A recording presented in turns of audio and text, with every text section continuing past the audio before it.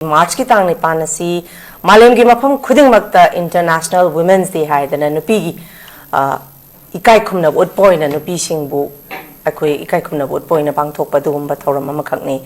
ngasi maksu khoi gi 21st century yaure nupi gi thak se nupi se adukimatic empower tawre si yauna empower tawrabat matam asida juk asida akhoi tasengna nupi magna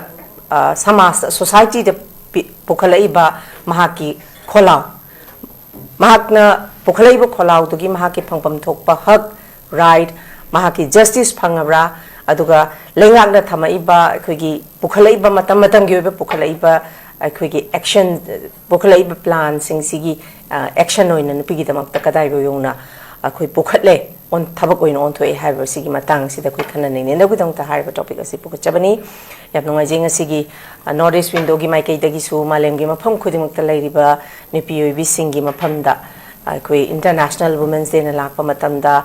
hena nipi sing hena thongna leiba koi gi society ma da isa gi chap chaba responsibility lo bangamba decision making da yaw bangamba adugumba khunai magi nipi oi minersi haiba warol si North East Window ki maiki de ki thamjari. Thank you very much. Jahi khudingi tongan ba theme da International Women's Day si pangthui handa kisu yam phajaba theme ni give to gain haidana duga ngasi khoi pukachari ba topic the voice of women rights justice action haibane masida loishalak pada aina thamjani di pukhaliba topic sina takpadi still ekhoisi nupi ekhoisi jaga khara di sholaga lairi ekhoisi empowered taurakanda khoisi equally nupa ga nupi ga thak manana hingmina si akhoi gi phangpham thokpa hak right masi phangmina se habani masina takpadi khoisi phaniamna chakholasu ngasagi nupa ga nupi ga comparison tawraga yengoba matamda khoisi jaga khara dadi mafam khara dadi khoisi sotharaga lairi habani masimakna ngasai tongan speaker na sudum thamjaba aigi maikai dagi su thamjaba akhoi na compromise sung tawroi da jaga si mafam si khoi education sini akhoi lairik tamba sima compromise sung tawroi si mama mapa oibra su icha nupa na lairik tamhangani chana masi haujikan di kaya di tawna dre du bu tawba leiramaga su tangai phadana masi icha nupi oina lairiba singna su ai voice raise tawbiu voice raise tawba habjam tangai phade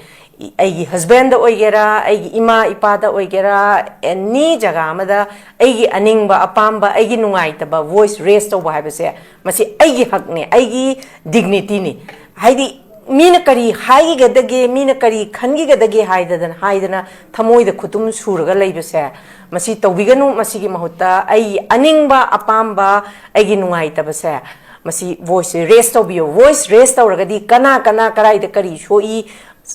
khunai si da kari thoi habase akoi hena koi khanga kanda matamgi matungina ekoi apun boina collective oina pulakanda koi awon ba purak pangam gani masida nupi kharana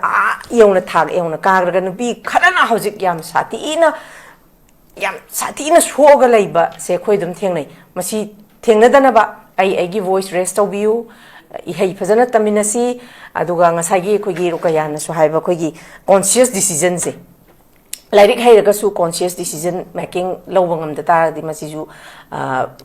kanade aduna lairik haiba plus laisu aduga mama mapa oiba singsu family ma pan bada mama khaktangi nate macha pharasu mama da macha phatrasu mama da taina ba thabak sima tokminasi icha ma yokpa matamda mama mapa ani maki chap mana ba chama da chama responsibility lawminasi aduga tangai phadana ekhoi si nupi obi ekhoi si khara sonthana laire harabanina ekhoi tangai phadana ihei tamsi aduga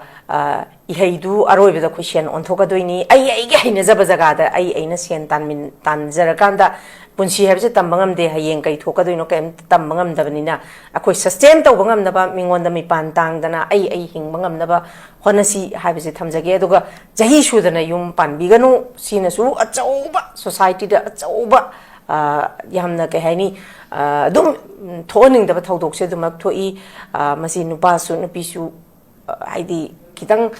inkhalak pai se aphapata kaino khangbanate aduga ngahaktangi aningba pambada tungi punsi sangna wabase sina society da achauba social issues ama ore haiba warol je thamjage aduga napi ekhoi punna ꯑꯩꯈꯣꯏꯁꯦ ꯌꯥꯝ empower ꯇꯧꯏ ꯑꯩꯈꯣꯏꯗ ꯍꯥꯏꯗꯤ support ꯇꯧꯕꯤꯅꯕ ꯑꯥꯏꯅꯁꯨ ꯌꯥꯝꯅ ꯑꯩꯈꯣꯏꯕꯨ ꯉꯥꯛꯄꯤ ꯁꯦꯟꯕꯤꯔꯤ ꯍꯥꯏꯗꯅ ꯃꯁꯤꯁꯨ misuse ꯇꯧꯕꯁꯦ ꯑꯩꯈꯣꯏ ꯈꯖꯤꯛꯇꯪ ꯃꯁꯤꯁꯨ ꯇꯧꯕ ꯂꯣꯏꯅꯃꯛ ꯇꯧ ꯍꯥꯏꯕ ꯅꯠꯇꯦ ꯇꯧꯕ ꯌꯥꯎꯔꯒꯁꯨ ꯃꯁꯤ ꯍꯦꯛ नुपा ओइबगी माइकैदगी पलकपसिसु नुंगाइते मसिसु कोइ थादोकमिनसी अइगी लेवलदा अइना लैरिबा अइगी लेवलदा हिंगमिनसी खरा लग्जरियस लाइफ पामबगी दमकता अइगी नुपी ओइबगी मॉडेस्टीसु अखोइना मांगहनबसिसु मांगहलोइसी मथंगी अवोनबा 2027 गी अखोइगी इंटरनेशनल वुमेन्स डे दा अखोइ अनौबा फजबा थीम अमगा लाकदोरिबा अखोइ चाही हौजिक चाही अमदा 365 days ni almost अखोइ था अनि था हुम फजल अबनी मसीदा लेमहोरिबा था खरसिदा अखोइ अइना हाइदी कॉन्शियस डिसीजन लौरकांदा कराइदा करी चटकदगे करी तौगदगे हाबसी वारे फिरेसे चप चाना लौमिनरगा अवोनबा खुनाइमा पोमिनरक्सी हाबा वरोसे थमज